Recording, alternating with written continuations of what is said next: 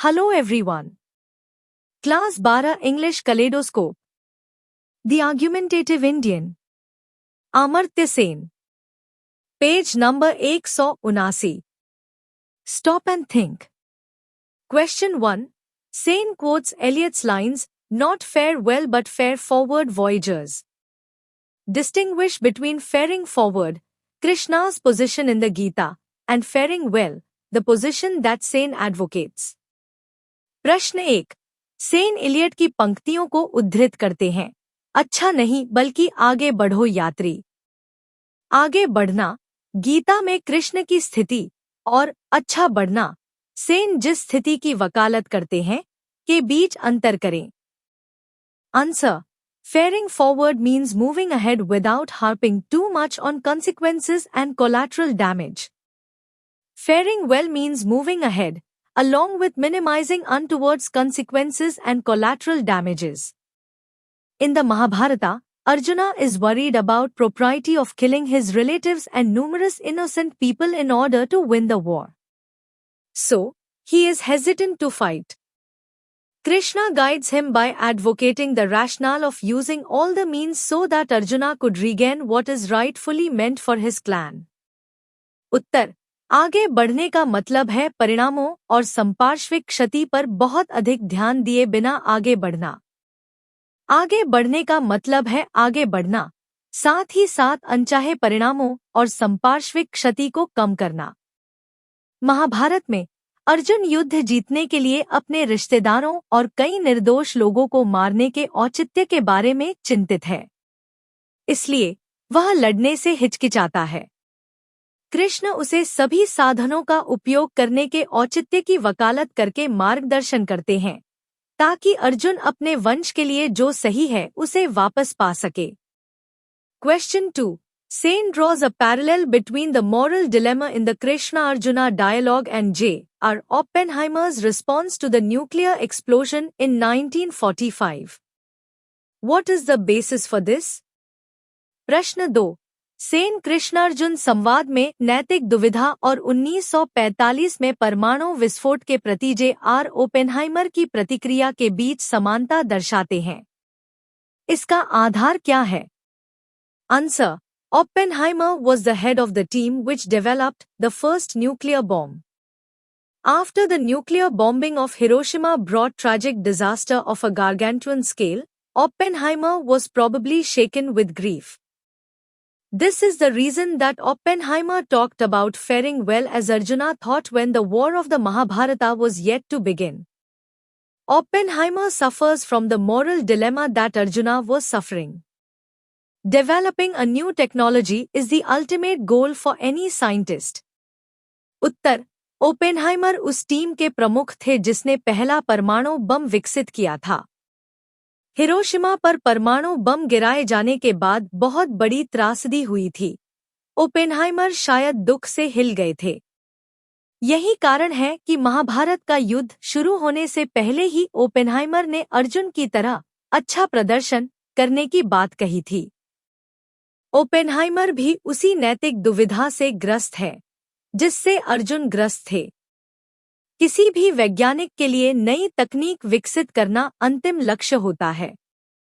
It is only after a technology is developed and applied in real life that people can be in a position to think about its positives and negatives. Probably, Oppenheimer could have never imagined about the havoc caused by a nuclear explosion. किसी तकनीक के विकसित होने और वास्तविक जीवन में लागू होने के बाद ही लोग इसके सकारात्मक और नकारात्मक पहलुओं के बारे में सोचने की स्थिति में आ सकते हैं। संभवतः ओपेनहाइमर ने कभी परमाणु विस्फोट से होने वाली तबाही के बारे में नहीं सोचा होगा। Page number 186। Question 1. Maitreyi's remark, "What should I do with that by which I do not become immortal?" is a rhetorical question cited to illustrate both the nature of the human predicament and the limitations of the material world. What is the connection that Sen draws between this and his concept of economic development? प्रश्न 1. मैत्रेयी की टिप्पणी, मैं उस चीज का क्या करूं जिससे मैं अमर न हो जाऊं, एक अलंकारिक प्रश्न है जिसका हवाला मानवीय दुर्दशा की प्रकृति और भौतिक दुनिया की सीमाओं दोनों को स्पष्ट करने के लिए दिया गया है। सेन इसके और आर्थिक विकास की अपनी अवधारणा के बीच क्या संबंध बताते हैं? Answer: Since time immemorial, people have been obsessed with material comforts. It is said that money is important, but money is not everything. You cannot buy happiness with money. You will find numerous examples of people with more than enough money to buy whatever they desire. उत्तर: प्राचीन काल से ही लोग भौतिक सुख सुविधाओं के पीछे भागते रहे हैं। कहा जाता है कि पैसा महत्वपूर्ण है, लेकिन पैसा ही सब कुछ नहीं है। आप पैसे से खुशियां नहीं खरीद सकते। आपको ऐसे कई उदाहरण मिलेंगे जहां लोगों के पास अपनी मनचाही चीजें खरीदने के लिए पर्याप्त से ज्यादा पैसा है। But most of these people are full of stress and happiness is far from their reach. On the other hand, you will find many people who are just able to manage 2 square meals a day. Yet these people are happy as they get a sound sleep at night. लेकिन इनमें से ज्यादातर लोग तनाव से भरे हुए हैं और खुशियां उनकी पहुंच से कोसों दूर हैं। वहीं दूसरी ओर आपको ऐसे कई लोग मिल जाएंगे जो दिन में सिर्फ 2 वक्त का खाना ही जुटा पाते हैं। फिर भी ये लोग खुश हैं क्योंकि उन्हें रात में अच्छी नींद आती है। You can also correlate the stresses of overachievers in the modern days with the story of the King Midas who turned everything into gold, only to find that there was nothing left for him to eat or drink. There was no live person available with whom he could share his joys and sorrows. आप आधुनिक समय में अत्युपलब्धियों वाले लोगों के तनाव को राजा Midas की कहानी से भी जोड़ सकते हैं, जिसने सब कुछ सोने में बदल दिया, लेकिन पाया कि उसके पास खाने पीने के लिए कुछ भी नहीं बचा था। कोई भी जीवित व्यक्ति उपलब्ध नहीं था जिसके साथ वह अपने सुख दुख साझा कर सके। Question 2. It is important to see that the Indian argumentative tradition has frequently crossed the barriers of gender, caste, class and community. List the examples cited by Sen to highlight this. प्रश्न 2. यह देखना महत्वपूर्ण है कि भारतीय तर्क परंपरा ने अक्सर लिंग, जाति, वर्ग और समुदाय की बाधाओं को पार किया है। इसे उजागर करने के लिए सेन द्वारा उद्धृत उदाहरणों की सूची बनाएं। Answer. Sen has given numerous examples to show that the Indian argumentative tradition has frequently crossed the barriers of gender, caste, class and community. He has given examples of Gargi and Maitreyi to illustrate that women too were active participants in dialogue and debate. उत्तर. सेन ने कई उदाहरण देकर यह दर्शाया है कि भारतीय तर्क परंपरा ने अक्सर लिंग, जाति, वर्ग और समुदाय की बाधाओं को पार किया है। उन्होंने गार्गी और मैत्रेय का उदाहरण देकर यह दर्शाया है कि महिलाएं भी संवाद और बहस में सक्रिय भागीदार थी। He talks about a learned man telling about irrelevance of skin color and caste to wisdom of an individual. He talks about many poets of the Bhakti period who came from underprivileged section of the society. वह एक विद्वान व्यक्ति के बारे में बात करते हैं जो व्यक्ति की बुद्धि के लिए त्वचा के रंग और जाति की अप्रासंगिकता के बारे में बताता है। वह भक्ति काल के कई कवियों के बारे में बात करते हैं जो समाज के वंचित वर्ग से आते थे। Understanding the text. Question 1. What is Sen's interpretation of the position taken by Krishna and Arjuna in the debate between them? प्रश्न 1. कृष्ण और अर्जुन के बीच हुए वाद विवाद में उनके द्वारा अपनाई गई स्थिति की सेन की व्याख्या क्या है? Note Sen's comment. Arjuna's contrary arguments are not really vanquished. There remains a powerful case for faring well and not just faring forward. Sen की टिप्पणी पर ध्यान दे। अर्जुन के विपरीत तर्क वास्तव में पराजित नहीं हुए हैं। केवल आगे बढ़ने के लिए नहीं बल्कि अच्छी तरह आगे बढ़ने के लिए एक शक्तिशाली मामला बना हुआ है। Answer. The author says that the arguments of faring well and faring forward remain thoroughly relevant in the contemporary world. Sen says that the case for doing what one sees as one's duty must be strong. उत्तर, लेखक का कहना है कि अच्छा प्रदर्शन और आगे बढ़ना के तर्क आज के समय में भी पूरी तरह प्रासंगिक हैं। सेन कहते हैं कि जो काम आप अपना कर्तव्य समझते हैं, उसे करने का मामला मजबूत होना चाहिए। But a person cannot be indifferent to the consequences of his actions.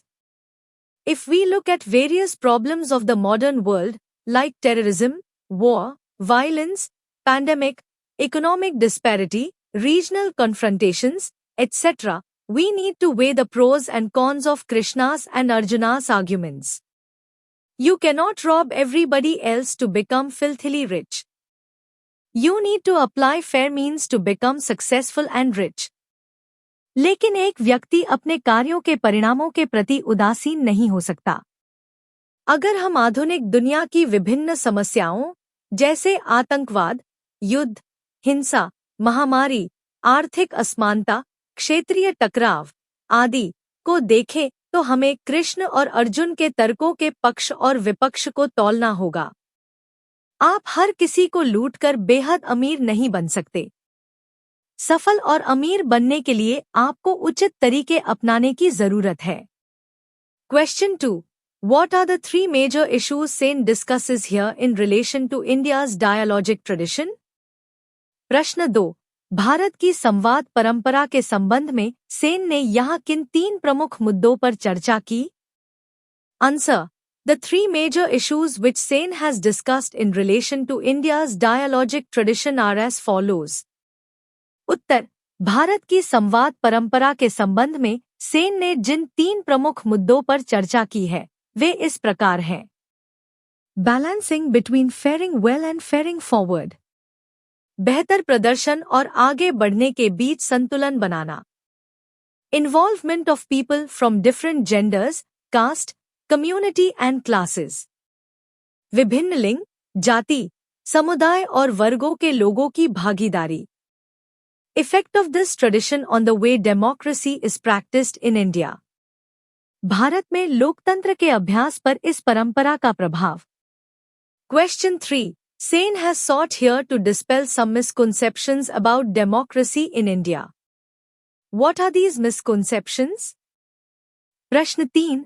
Sen ने यहाँ भारत में लोकतंत्र के बारे में कुछ गलत धारणाओं को दूर करने का प्रयास किया है। ये गलत धारणाएं क्या हैं? Answer. Many people have a misconception that India got democracy as a gift from the Western world. Such people think that India has zero contribution towards the concept of democracy. Some other people have a misconception that there is something unique in India history that makes the country singularly suited to democracy. उत्तर, बहुत से लोगों को यह गलतफहमी है कि भारत को लोकतंत्र पश्चिमी दुनिया से उपहार के रूप में मिला है। ऐसे लोगों को लगता है कि लोकतंत्र की अवधारणा में भारत का कोई योगदान नहीं है। कुछ अन्य लोगों को यह गलतफहमी है कि भारत के इतिहास में कुछ ऐसा अनोखा है जो देश को लोकतंत्र के लिए पूरी तरह से उपयुक्त बनाता है। Question 4. How, according to Sen, has the tradition of public discussion and interactive reasoning helped the success of democracy in India? प्रश्न 4. सेन के अनुसार सार्वजनिक चर्चा और अंतःक्रियात्मक तर्क की परंपरा ने भारत में लोकतंत्र की सफलता में किस प्रकार मदद की है? Answer. Sen argues that the tradition of public discussion and interactive reasoning has helped the success of democracy in India in great many different ways. It has helped to make heterodoxy the natural state of affairs in India. India has been thriving as a set of hugely diverse cultures, and respect for different cultures is a result of the long tradition of dialogue and discussions. This culture is also relevant in making India a secular country. उत्तर, सेन का तर्क है कि सार्वजनिक चर्चा और संवादात्मक तर्क की परंपरा ने भारत में लोकतंत्र की सफलता में कई अलग-अलग तरीकों से मदद की है। इसने भारत में विषमता को स्वाभाविक स्थिति बनाने में मदद की है। भारत बेहद विविध संस्कृतियों के समूह के रूप में फल फूल रहा है और विभिन्न संस्कृतियों के प्रति सम्मान, संवाद और चर्चाओं की लंबी परंपरा का परिणाम है। यह संस्कृति भारत को एक धर्मनिरपेक्ष देश बनाने में भी प्रासंगिक है। थैंक्स।